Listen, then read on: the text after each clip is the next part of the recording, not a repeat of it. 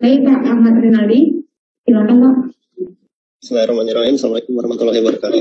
Ya, untuk mencoba mempresentasikan mengenai penetapan retribusi PBG secara nasional, ini telah menstandarkan bagaimana tata cara perhitungan PBG harus ada standar begitu. Supaya tidak ada perhitungan PBG yang berbeda-beda antara wilayah begitu, baik dari Aceh, baik dari Sabang sampai dengan Merauke, semua distandarkan gitu. Baik, untuk yang pertama yaitu hubungan dari retribusi PBG ini sebenarnya memang bukan ada di Undang-Undang Bangunan Gedung gitu sebenarnya. Itu lebih ke Undang-Undang Nomor 28 Tahun 2009 tentang pajak daerah dan retribusi daerah gitu, yang mana telah mengalami perubahan juga oleh Undang-Undang Cipta Kerja gitu. Sehingga konsekuensinya adalah itu diatur kembali di PP 10 maupun PP 16 tahun 2021 gitu. Baik, di sini ada pergeseran dari yang dulunya di Undang-Undang Nomor 28 Tahun 2009 bahwasannya jenis retribusi itu salah satunya adalah retribusi perizinan tertentu gitu. Dan di pasal 141 ayat A huruf A itu dijelaskan bahwa retribusi izin mendirikan bangunan itu mengalami perubahan di Undang-Undang Cipta Kerja di pasal 141 juga itu berubah menjadi retribusi persetujuan bangunan gedung.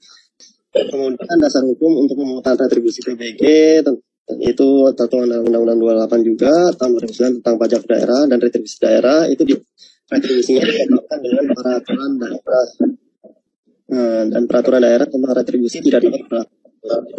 Untuk ketentuan tertentu pemerintah pusat menyediakan basis data. Ini pasal 12 ya.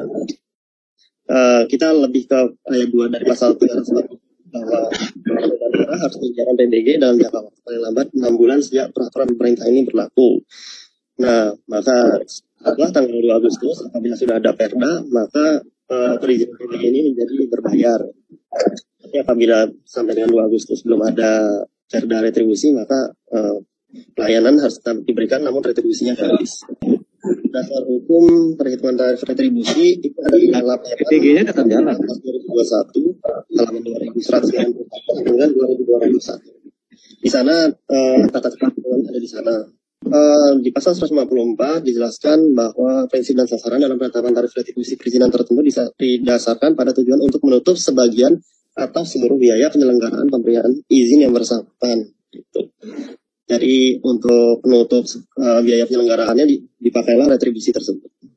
Nah, pemanfaatan dari penerimaan masing-masing jenis retribusi diutamakan untuk mendanai kegiatan yang berkaitan langsung dengan penyelenggaraan pelayanan yang bersangkutan, Bapak Ibu. Penyelenggaraan ini kan membutuhkan tenaga-tenaga seperti TPA, TPT, dan penilik gitu barangkali. Maka itu pendanaannya bisa didanai dari retribusi tersebut. Baik, ini untuk rumus perhitungannya, Bapak Ibu. Untuk rumus perhitungan sendiri, sebenarnya tidak perlu dikhawatirkan bahwa fungsi perhitungan ini terlihat sangat kompleks. Tapi sebenarnya ini sudah diakomodasi semua di dalam SIMBG gitu. Namun untuk agar tetap lebih memahami perhitungannya, Bapak Ibu paling tidak memahami sedikit saja bahwa yang kami concern, yang kami sangat-sangat encourage untuk segera diupdate adalah indeks lokalitas serta SHST-nya. Dan satu lagi itu dua hal yang saya sebut tadi untuk bangunan gedung, dan satu lagi adalah harga prasarana bangunan gedung. Nah, kemudian untuk yang di sini parameter-parameter yang kita bisa lihat adalah pertama dari kiri itu adalah luas total lantai. Kemudian dikalikan dengan indeks lokalitas yang tadi saya sebut. Nanti akan ada penjelasannya apa itu indeks lokalitas. Kemudian ada SHST. Barangkali kalau di dinas teknis sudah pernah membuat HSBGN, maka itu SHST misalnya sudah tidak asing lagi. Gitu. Kemudian ada indeks terintegrasi. Indeks terintegrasi ini adalah gabungan dari beberapa indeks yang tergantung dari parameter bangunan yang gedung itu seperti apa.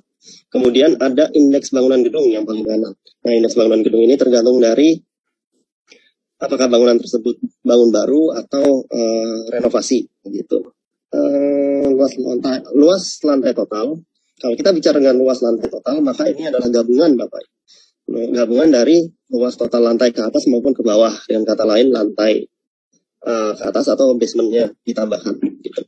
Jadi seperti apabila kalau misalnya Bapak punya katakanlah gedung identik dengan luas setiap lantai itu adalah 100 meter persegi, lalu Bapak punya 4 lantai ke atas dan 2 lapis basement, Berarti total lantainya adalah 400 meter persegi untuk luas lantai dan 200 meter persegi untuk basement. Maka totalnya adalah 600 meter persegi. Seperti itu kira-kira cara perhitungannya. Nah, untuk indeks terintegrasi itu tersendiri nanti kita bisa lihat di tabel berikutnya. Gitu. Di situ ada cara bangunan apa, maka indeksnya seperti apa. Gitu. Baik, ini adalah penjelasan lebih komprehensifnya. Sebenarnya ini sama seperti yang saya jelaskan tadi. Next saja, barangkali ada tabelnya. Baik, yang pertama yang akan saya jelaskan adalah mengenai indeks lokalitas. Indeks lokalitas itu sendiri merupakan persentase pengalih terhadap SHST yang ditetapkan oleh pemerintah daerah. Pemerintah daerah menetapkan indeks lokalitas dengan mensimulasikan nilai perhitungan retribusi bangunan sesuai PP 16 tahun 2021 dan perbandingannya dengan nilai retribusi yang berlaku sebelumnya. Indeks lokalitas ini menjadi kontrol Bapak Ibu agar perbandingan nilai perhitungan retribusi tidak jauh berbeda dengan nilai retribusi yang berlaku sebelumnya. Jadi kami ada concern seperti itu juga Bapak Ibu bahwa apabila diimplementasikan PP 16 ini berikut dengan tata cara perhitungannya, maka akan sangat berbeda dengan tata cara perhitungan apabila masih menggunakan perda retribusi di masing-masing daerah. Gitu. Kami khawatirkan bahwa akan ada terjadi perbedaan yang jauh apabila misalkan di PP 16 di satu daerah mungkin akan menjadi terlalu tinggi, di daerah lain mungkin akan menjadi terlalu rendah. Gitu. Sehingga kalau misalnya terlalu tinggi nilainya maka masyarakat yang akan berteriak, kalau terlalu rendah pemdanya yang akan berteriak. Maka di sini indeks lokalitas ini kita minta akan menjadi kontrol nanti yang ditetapkan oleh Pemda supaya nanti setelah simulasi itu bisa menjadi faktor untuk menyesuaikan dengan yang lama supaya tidak terjadi kecomplangan barangkali kita bilangnya. Nah, kemudian nilai indeks lokalitas paling tinggi adalah 0,5%. Nah, dari situ Bapak Ibu bisa mengecilkan apabila 0,5% itu nilai maksimal tapi terlalu tinggi untuk masyarakat gitu. Ini adalah SHST Bapak Ibu. SHST itu adalah standar harga satuan tertinggi yang dipakai dalam perhitungan retribusi. Dan yang dipakai untuk retribusi itu adalah bangunan gedung sederhana. Nah, sebenarnya SHST ini nomenklatur dulunya barangkali adalah HSBGN. Sekarang kita sudah tidak pakai lagi HSBGN, melainkan SHST. Gitu. Dan seperti yang Bapak Ibu tahu, terutama di dinas teknis barangkali, kalau misalnya di HSBGN itu terdiri juga dari bangunan gedung BGN sederhana, BGN tidak sederhana, kemudian rumah negara tipe A, B, C, D, E, lalu ada juga pagar negara. Nah, untuk ini semua namanya diganti menjadi SHST. Dan untuk retribusi dipakai SHST atau HSBGN, BGN sederhana. Gitu. Lalu Pemda yang telah menetapkan HSBGN untuk di tahun ini 2021 itu dapat langsung menggunakan nilai tersebut sebagai SHST. Jadi SHST bisa langsung di-apply di sana. Nah, SHST ini dihitung menggunakan aplikasi perhitungan standar harga satuan tertinggi yang disediakan oleh Kementerian PUPR dan dapat diunduh di simbg.pu.go.id. Kalau Bapak Ibu sempat memperhatikan pada saat operasional SIMBG waktu itu di akun kepala dinas teknis maka akan terlihat tab SHST, maka di situ bisa dicek gitu. Kalau Bapak lihat tabel yang ada di tabel yang ada di kanan ini kira-kira perhitungannya seperti ini. Excel ini nanti memuat masing-masing material harga tertinggi yang ada di daerah tersebut. Maka ini sebenarnya sangat penting untuk diupdate setiap tahun gitu. Lalu dikalikan juga dengan faktor kepemilikan gitu. Nah, Bapak Ibu bisa lihat fungsi masing-masing dari bangunan itu ada dari usaha, kemudian ada usaha dengan prototipe, ada hunian, ada keagamaan, ada fungsi khusus, ada sosial budaya, ada campuran juga. Dan masing-masing dari ini ada di tabel juga, di tabel lampiran tersebut.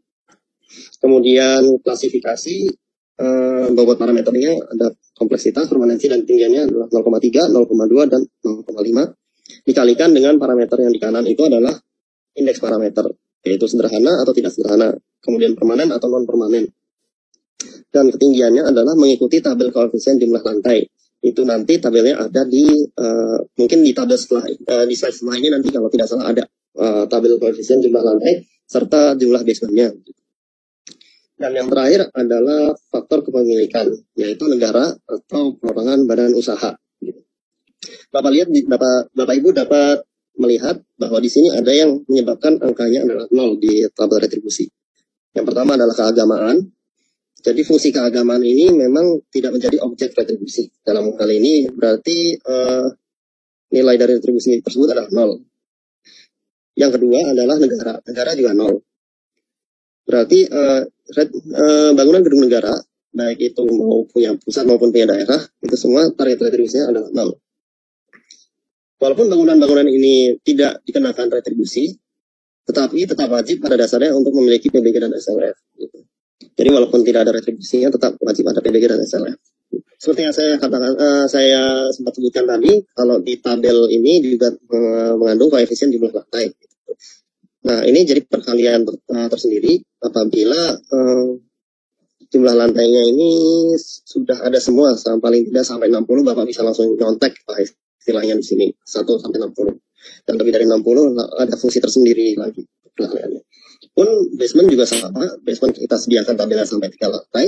Kalau misalnya basementnya lebih dari 3 lapis, itu nanti ada fungsi tersendiri, bisa dilihat di tabel gitu. Ini salah satu dari contoh perhitungannya saja Bapak Ibu. Pada dasarnya ini untuk menghitung koefisien ketinggian bangunan gedung apabila dia ada apabila ada basementnya. Jadi memang ini adalah proporsi perhitungan apabila dia ada basement. Jadi kalau misalnya koefisiennya kita tidak pakai salah satu dari lantai tertinggi, tetapi kita proporsionalkan antara luas lantai ke atas dengan jumlah lantainya, serta luas basement ke bawah dengan jumlah lapisnya. Gitu. Sehingga kita butuhkan rumus ini untuk perhitungan ketinggian bangunan gedung. Tetapi kalau misalnya Bapak Ibu tidak ada basement, tidak ada lapis basement, maka bisa langsung melihat di tabel tersebut. Yang ini terakhir adalah indeks bangunan gedungnya. Indeks bangunan gedung terbangunnya adalah seperti yang saya bilang tadi, kalau misalnya bangunan gedung baru, indeksnya langsung 1. Dan kalau misalnya rehabilitasi renovasi, itu ada sedang dan berat. Dan ada juga untuk bangunan gedung cagar budaya, ada pratama, madya, dan utama. Di sini kalau misalnya ringan, karena tidak perlu ada update PBG, maka tidak dituliskan sih. Gitu. Untuk di sini ada contoh perhitungan retribusi. Pertama kita lihat dari indeks terintegrasinya dulu kita lihat. Barangkali tadi sudah saya sempat jelaskan kalau misalnya ini adalah bentuk-bentuk perkalian dari masing-masing parameter bangunannya tersebut.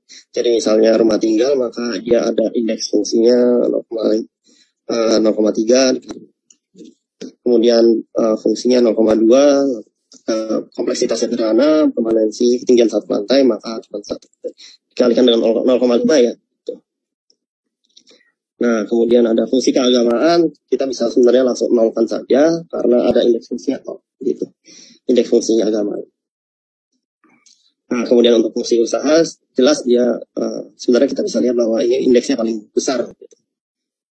Apalagi dia memiliki ketinggian 8 lantai ya Bapak Ibu, maka dia kita bisa lihat bahwa di fungsi hunian yang cuma 1 lantai perorangan itu hanya 0,18 indeks terintegrasinya, namun fungsi usaha apalagi besar itu dia punya indeks terintegrasi 1,6. Itu sudah sekitar hampir 10 kali lipatnya lah saya katakan. Nah, ini untuk contoh perhitungan retribusi dengan studi kasus. Kalau untuk di studi kasusnya sama, tadi kita sudah lihat kalau misalnya hunian ini contohnya sama. Kita menggunakan indeks terintegrasi yang tadi. Kita sudah tahu indeks terintegrasinya adalah 0,18. Lalu parameter-parameternya adalah rumah tinggal, rumah hunian, luasnya 36 meter persegi, dan ini adalah bangunan baru. Dan lokasi kotanya ada di Denpasar, gitu. Nah, di sini kita bisa lihat, sebentar. Boleh back sebentar. Oh, ini yang tadi. Oke. Nah, di sini kita bisa lihat langsung di cara perhitungannya yang di kanan bawah.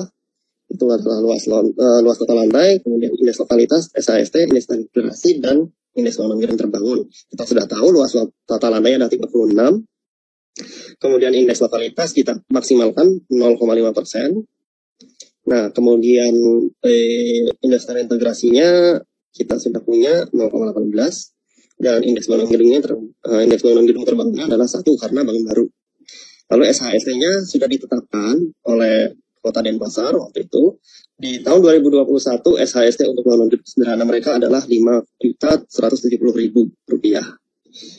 Memasukkan fungsi-fungsi tersebut maka akan didapatkan perhitungan retribusi untuk bangunan tersebut adalah 167.508. Ini sama seperti tadi di Kota Denpasar 2. Kali ini gedungnya adalah gedung usaha, dan dengan parameter-parameter tersebut kita dapatkan diketahui ketinggiannya 3 lantai, maka indeks terintegrasinya akan dikalikan akan berbeda sedikit, maka bukan 0,18 seperti yang kuliah tadi, melainkan 1,092. Nah, 1,092 ini sama dimasukkan ke dalam fungsi itu juga, fungsi perhitungan, menggunakan luas lantai yang bangunan gedung usaha dan menggunakan indeks lokalitas dan SHST yang sama, didapatkan bahwa harga retribusi adalah Rp20,8 juta gitu. Apabila Bapak membandingkan nilai-nilai tersebut dengan nilai retribusi IMB yang dulu dan melihat ada kejomplangan, misalnya di dulu harganya 10 juta barangkali dengan parameter yang sama, namun dengan PP 16 indeks yang seperti ini menghasilkan angka 20 juta, dan Bapak merasa masyarakat akan berteriak kalau misalnya harganya terlalu tinggi untuk PP 16 yang baru, maka indeks lokalitasnya yang tadinya 0,5% bisa ditetapkan barangkali 0,25% saja itu bisa. Di sini untuk yang perhitungan retribusi prasarana gitu. Retribusi prasarana ini kami menggunakan formula volume dikalikan dengan indeks prasarana bangunan gedung terbangun. Lalu indeks bangunan gedung terbangun seperti tadi, apakah dia baru, rusak berat atau rusak sedang. Kemudian ada indeks harga satuan retribusi prasarana PBG gitu. Nah, harga satuan prasarana PBG itu sendiri itu sesuai jenis dan bangunan, dan satuannya itu sendiri bisa meter persegi, bisa meter kubik, tergantung sarananya itu apa, apakah itu pagar, apakah itu kolam, apakah itu menara gitu.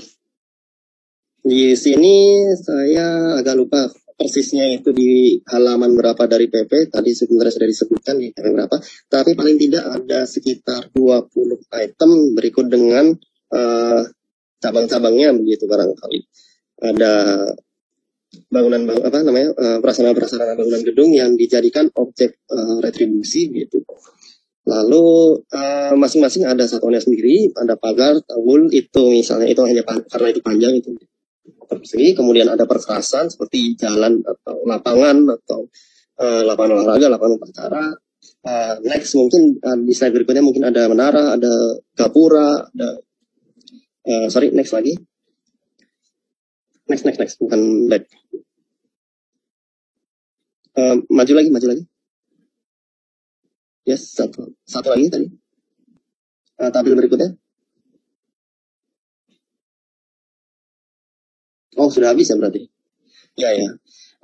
Di slide yang ini memang hanya terlihat halaman pertama, tetapi ada sekitar 20-an item. Tadi masih ada lagi ke bawahnya semestinya. Kalau misalnya ada menara dan lain-lain itu juga ada di tabel tersebut. Cuman pasti yang jadi pertanyaan Bapak Ibu nanti adalah bagaimana cara menentukan harga satuan prasarananya gitu.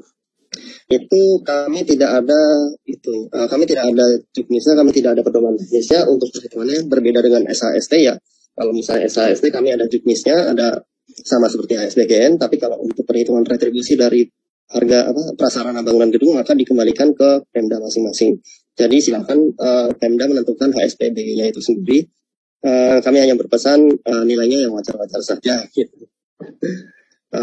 Next, ini adalah untuk contoh perhitungan. Jadi apabila misalnya sudah ditetapkan bahwa harga satuan prasarana ini retribusinya adalah Rp5.000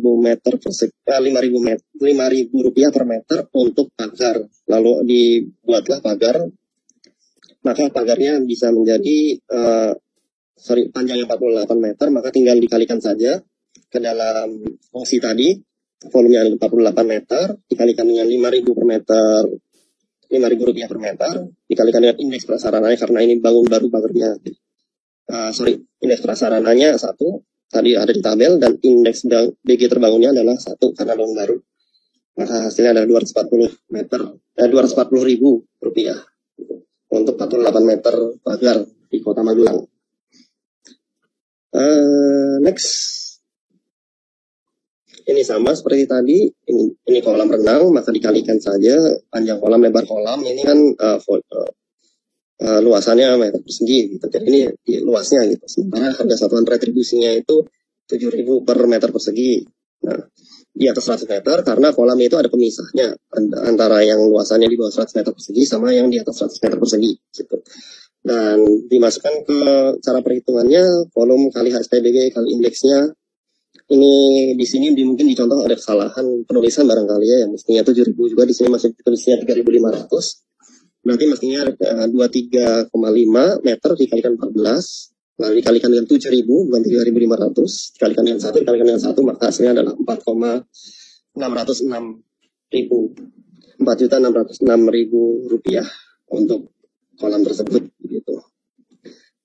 Ya, di sini mungkin agak sedikit terlalu kecil, cuman saya jelaskan bahwa hasil perhitungan kalau misalnya sudah ada di sini semua indeksnya dimasukkan, nanti secara otomatis IMBG akan memilih sendiri bangunan ini fungsinya apa, indeksnya berapa, lalu dengan parameter luasan dan lain-lain semuanya akan terkalkulasi di dalam SIMBG, maka akan keluar indeks pertama, indeks terintegrasinya dulu seperti apa, sudah keluar di sini. Kemudian next, kemudian di hasil perhitungan nilai retribusi dilihat dari indeks terintegrasi yang tadi, ini sudah ada rumusnya, maka akan keluar nilai total retribusinya sekian gitu barangkali. Ini di sini ada terdisplay nggak ya? Ada di yang atasnya sedikit. Iya, saya rasa sudah cukup untuk yang semuanya ya, berarti semua penjelasan tentang retribusi sudah saya presentasikan. Barangkali masih banyak kekurangan dan pasti masih ada pertanyaan. Terima kasih, mohon maaf atas kekurangannya juga. Saya izin kembalikan ke moderator. Pertama, untuk pemilik yang apakah bisa pemilik merangkap sebagai TPT atau kebalikannya begitu barangkali ya Pak, itu bisa. Memang dalam hal merangkap teknis terutama, memang pada dasarnya tidak terlalu jauh kompetensi dan kebutuhan kebutuhan teknisnya begitu barangkali, karena sama-sama paling tidak harus ada pengalaman di bidang atau pendidikan di bidang teknis, maka memang bisa merangkap. Saya pasti ada konsekuensinya, beban kerjanya mungkin akan menjadi berat gitu. Tapi kalau memang tidak ada personil yang bisa ditunjuk sebagai TPT yang satu dan yang kedua adalah silakan saja untuk merangkap gitu. Memang sebaiknya diurutkan saja. Kalau misalnya memang tidak ada PNS, maka ASN P3K. Kalau tidak ada honorer, kalau tidak ada maka dirangkap gitu.